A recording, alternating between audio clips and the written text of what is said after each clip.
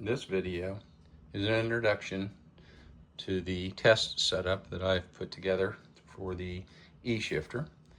In this lower bottom corner here, you can see the new display mode, which has the mode at the top, and in this case we're in the run mode. It has the RPM on the bottom, and that's pretty much the case for most of the menus. Mode at the top, RPM at the bottom. There's a concern about, is it light enough in the dark? So let me make it dark, and this is what it looks like in the dark. So you can see it's quite bright and easy to read.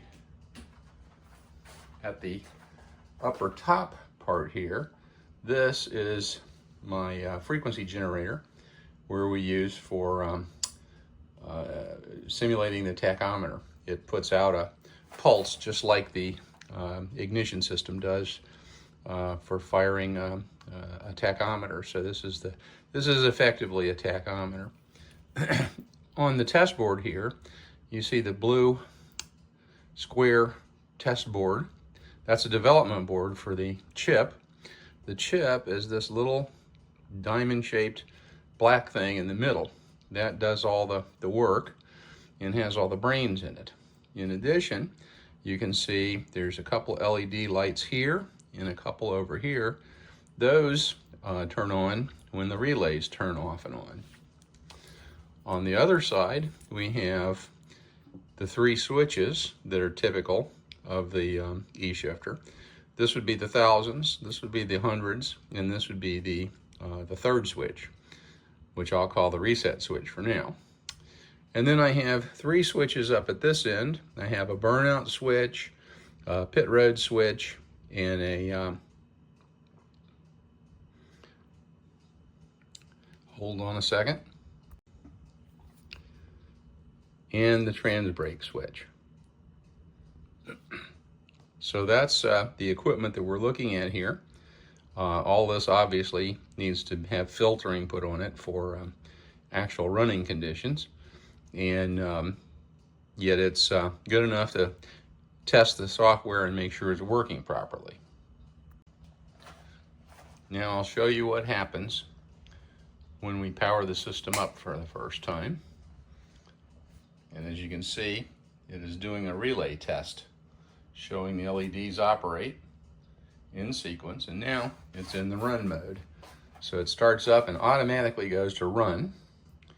In this case, you can see the RPM's at 2285, and whenever you start up to begin with, if you've lost your data or if this is the first time around, the next step you'll do is use the third switch here, and we'll go ahead and hit it, and you'll see it goes right into the menus. And we're going to skip all the menus and go to the very last one. So we're going through all the shifters and the menus. Now we reach this choice here, and if I hold these two switches for 5 seconds, it's doing a factory reset, and it'll come up and say done, and you can release the switches. And then if you hold you push the third switch again, you'll see it goes, okay, the factory defaults are now set in the memories. So we got the race mode, first shift point, the second shift point, the third shift point, fourth, fallback RPM, and you'll notice these are all factory default numbers. Burnout, first, second, third, fourth, pit road, first, second, fallback, number of cylinders. The time shifts are all set at 0.5 seconds. So there's 2, 3, 4. And this is the fifth timer, which determines how long the relays are held on during a pulse type relay operation. The actual shift mode is to hold the relays. So when one triggers, it stays on. And then we're back at the factory reset. So that's how you can reset the unit and get it back to factory ready to program. Now I'll show you how to program the individual menu choices. In this case, we're going to go to the first shift point, and you see it's 99.90. Now, this top button is the thousands, this is the hundreds, and if you hold the buttons down, they cycle. And in this case, it'll go all the way through 20,000. We may want to cut that down, but notice how it's cycling. And I'm going to set this first shift point at 4. Okay? Then I'm going to push the third button, and it goes to the second shift point. Now that first one is automatically stored when I changed it. If you don't change it, it leaves it as is. So I'm going to go to my second one here, and I'm going to set it to 5,000.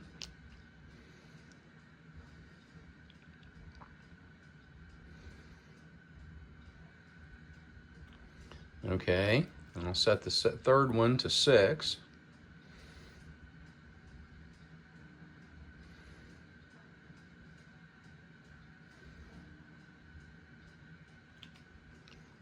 And I'm going to set the fourth one to 7.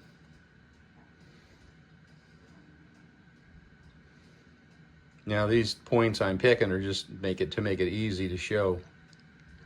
Obviously, you would select what you want. I'm not going to change the race fallback position. Okay, I'm not going to change the burnout setups, and I'm not going to change anything else. In fact, when you finish changing what you wanted to, then you hold the button in for 5 seconds, the third button, and it does a reset, and it automatically goes to the run mode. Now I'll show you how the run mode switches, and what you'll see is as the RPM comes up, remember the first shift point's 4,000, it's going to shift, and the yellow LED will come on. A half second later, the red, a half second after that, the blue, and a half second after that, the green. Those are controlled by the timers that I did not change. So here we go. RPM's coming up. We'll get up close to 4. And you see, there it goes. Now, we're going to go ahead and bring the RPM back down. And you'll see when we hit the fallback RPM, the LEDs go out. So that's how the unit works with the in the run mode with the timer lights, or the timer set to 0.5 seconds. We're going to leave it like that and do the trans brake. Now I have the trans brake switch in my hand. I'm going to put the trans brake on, which you can see, and now I'm going to run the RPM up. And I'm going to run the RPM up to, let's just say, 3,500. And when I release the, let's come back down. Missed 3,500 there a little bit. Okay, that's close right there. So what's going to happen now is when I release this, it's not going to shift until the the first timer kicks in. So here we go. And as you can see, even though the RPM was constant, now I'm going to come back down RPM-wise below the threshold, and it shuts the relays off. Now you can see that timer-wise, the trans brake, the RPM was set, and I just left it alone, and then it switched the relays based on the timers. Now, I'm going to show what happens when you change the timer settings. So the first thing I'll do is I'll go into the menu mode by pressing the third button, and I'll just page through the menu choices till I get to the timers. So here's the first timer, and what I'm going to do is I'm going to set these timers way up. So we can go to 10. And the reason I'm doing that is I'm going to show how the trans brake works without the timers. And the run mode works without the timers. By putting them at 10 seconds, that should give me enough time to get the RPM up to where everything shifts.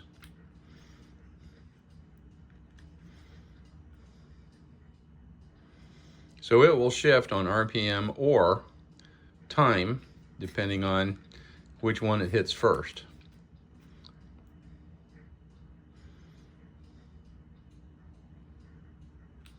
Okay, there's the 4 timers. Now I'm going to leave the other timer, the pulse, hold the same. I'm going to hold the 3rd button in, and we'll do a reset.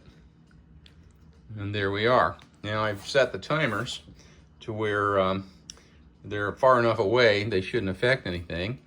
And I'm just going to go through the run mode here real quick. So here we go. RPM is going to come up, and you'll see when it hits 4, remember 4, 5, 6, and 7 are the trigger points here. So here we go, coming up close to 3, coming on to 4. Okay, there's the first one. 5, come on 5. There's 5, 6, and now 7. So I made the timers far enough away, or long enough, that the actual RPM triggered everything. It works the same way with the trans brake. Okay, so here we are at 2800. So let me get the trans brake here and put it on. And it'll work the same way as it did before. So let's get the RPM going here. So I'm coming up. Let me get to 3500. Whoa, too high, back off some.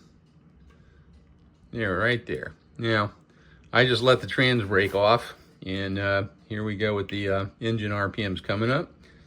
And there goes 4.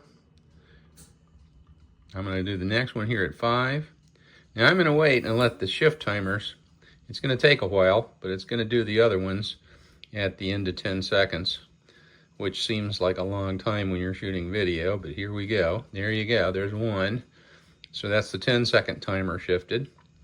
And then we'll get the other one here in just a minute or 2. And now basically, I don't have the relays hooked up.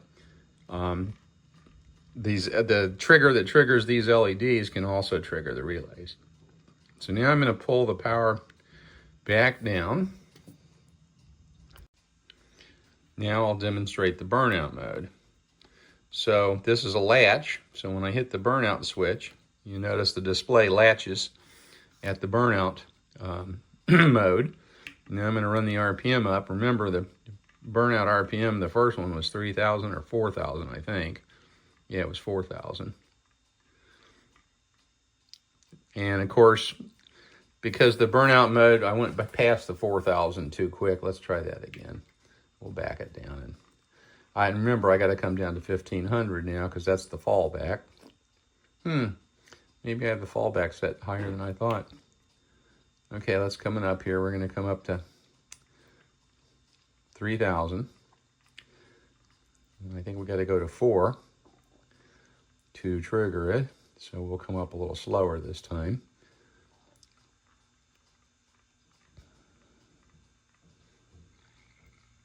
Coming up slowly but surely. Here we go.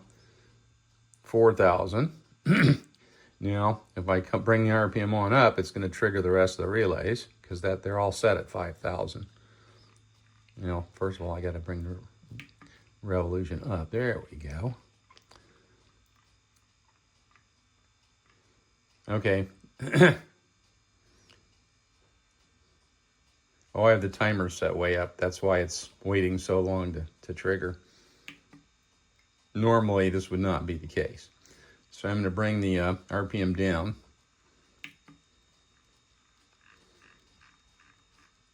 And of course, once I get to 1,500, it resets.